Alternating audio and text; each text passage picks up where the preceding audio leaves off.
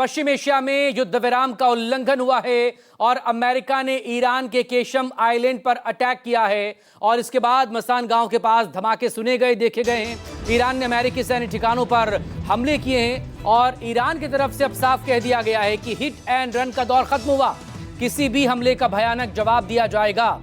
न सिर्फ कुवैत की तरफ अटैक किया गया है अमेरिकी सैन्य ठिकानों पर, बल्कि बहरीन में यूएस का जो सेंट्रल नेवी का कमांड है उसे भी ईरान की तरफ से निशाना बनाया गया। 4 तस्वीरें आपके सामने न्यूज़ 24 पर।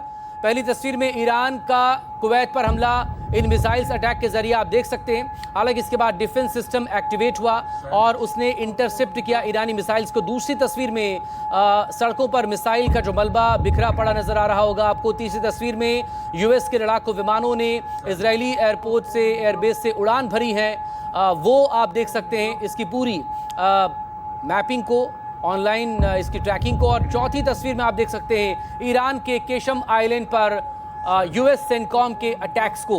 ये 4 तस्वीरें बता रही हैं कि कैसे मिडिल ईस्ट में, पश्चिम एशिया में एक बार फिर से विध्वंसक जंग दिए हैं। लेकिन ईरान कह रहा है अब हिट एंड रन नहीं होगा, बल्कि अब हर हमले का जवाब दिया जाएगा भारी भरकम।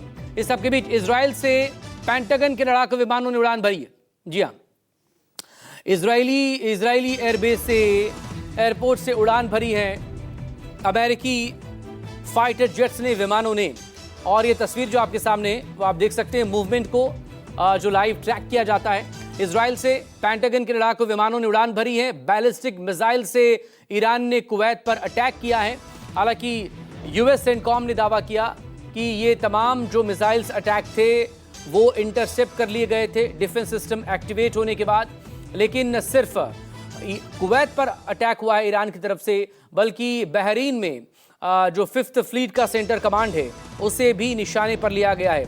आपको याद होगा इससे पहले 28 फरवरी को जब पहला फ्रेश अटैक हुआ था अमेरिका और इजराइल का, उसके बाद सबसे ज्यादा टारगेट अगर कुछ था ईरान के तो वो बहरीन का यही 5th फ्लीट का कमांड सेंटर था।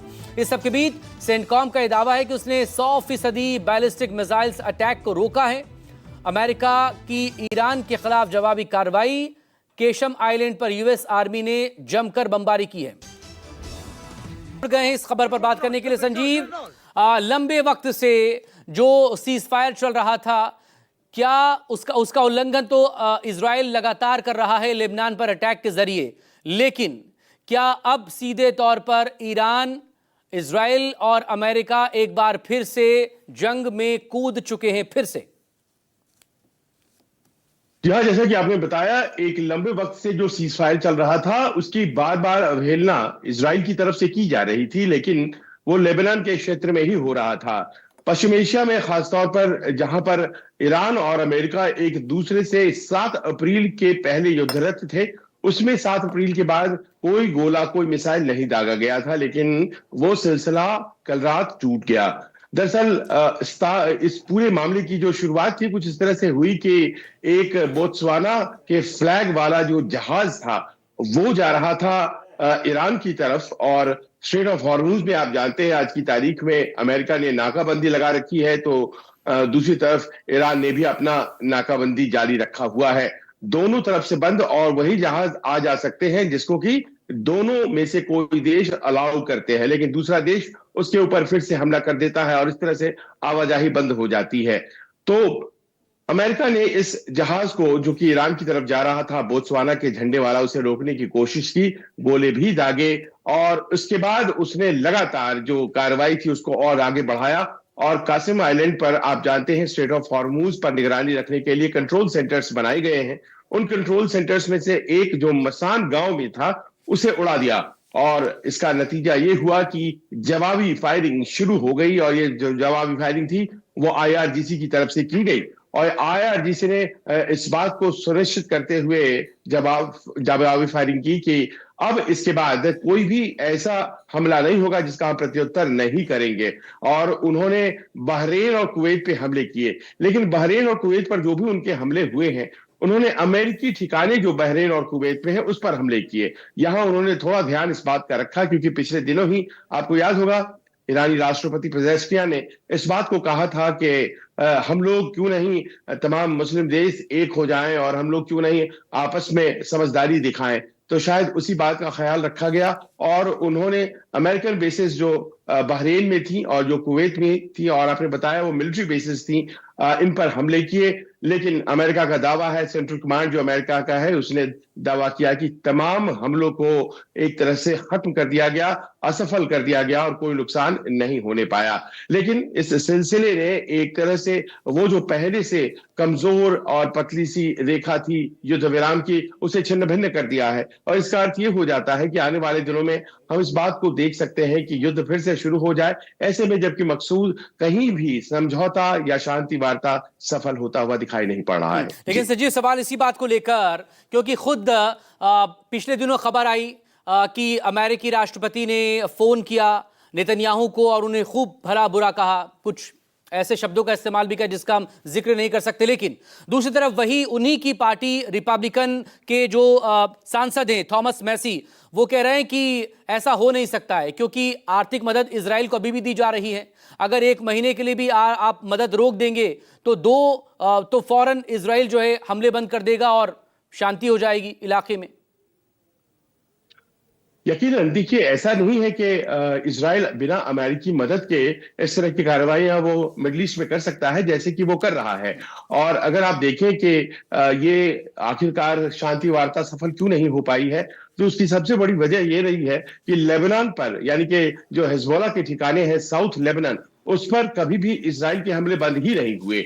और हमेशा वो कहते रहे कि जो भी शांति वार्ता हो रही है वो दरअसल इस मामले से अलग हट करके है, अलहदा है। लिहाजा ये एक कंडीशन जो ईरान की तरफ से था कि अगर शांति वार्ता होती है तो वो तमाम जगहों के लिए होती है, ऐसा नहीं है कि हम लेबनान को छोड़ देंगे। ये अपने आप में एक ऐसा इरिटेंट रहा कि उसने शांति वार्ता को सफल नहीं होने दिया। और जब ईरान ने विड्रॉ कर लिया 2 दिन पहले शांति वार्ता से, ये कहते हुए कि क्या फायदा ऐसी शांति वार्ता का जब लेबनान में हमले हो ही रहे हैं, हिजबुल्लाह पे हमले हो ही रहे हैं, उसके बाद अमेरिकी राष्ट्रपति ने इस बात को भांपते हुए कि फिर से एक युद्ध का सिलसिला शुरू हो सकता है, उन्होंने लताड़ भी लगाई। और ये बात हकीकत है, उन्होंने कहा कि देखिए ऐसा मत करिए, आप, हम कोशिश कर रहे हैं शांति वार्ता की लेकिन आप ऐसा नहीं होने दे रहे हैं। लेकिन इजराइल, आप जानते हैं, डिपेंड करता है, अमेरिका में एक बहुत मजबूत यहूदी ग्रुप है जो कि सरकार को, खासतौर पर रिपब्लिकन सरकार को सपोर्ट करता है। और ये यहूदी ग्रुप केवल रिपब्लिकन की सरकारों में नहीं बल्कि डेमोक्रेट्स की सरकारों में भी बहुत ही ज्यादा सक्रिय होता है। और इसी कारण से इजराइल यानी कि बेंजामिन नेतन्याहू थोड़ा रिस्क लेने के लिए वो तैयार है और उन्होंने लेबनान पे हमले जारी रखे। और ऐसा लगता है कि जो बातचीत में विखंडन हुआ, अमेरिका इजराइल को मना नहीं पा रहा है, ईरान ये कह रहा है कि साहब क्या फायदा है इस तरह के युद्ध विराम का, इसी का ऐसा नतीजा लगता है कि ये जो चीज कल रात हो गई जो शायद संभाली जा सकती थी वो नहीं संभल पाई और एक युद्ध में परिणत हो गई। अब देखिए यहां से मकसूद ये सवाल उठता है कि क्या आने वाले दिनों में इस तरह के झगड़े बढ़ते रहेंगे, क्या मिसाइलों का दागा जाना एक दूसरे पर होता रहेगा? और अगर ऐसा हो जाता है तो मान करके चलिए फिर युद्ध का एक नया चरण शुरू होता है, क्योंकि तमाम जो दोनों देश हैं अपने अपने असलहों को उन्होंने तैयार कर लिया है और एक लंबी युद्ध के लिए दोनों पक्ष तैयार है जी। और अगर ये युद्ध और लंबा खिंचा तो जाहिर तौर पर पूरी दुनिया के सामने, भारत समेत पूरी दुनिया के सामने जो एक एनर्जी क्राइसिस खड़ा हुआ है वो और ज्यादा विकराल रूप लेगा और उसके अपने आर्थिक जो इम्पैक्ट्स हैं, नेगेटिव इम्पैक्ट्स, वो और ज्यादा खराब दौर में पहुंचेंगे। बहुत शुक्रिया आपका संजीव, तमाम डिटेल के लिए। आप नजरें बनाए रखें, अपडेट के लिए आपसे फिर बात होगी।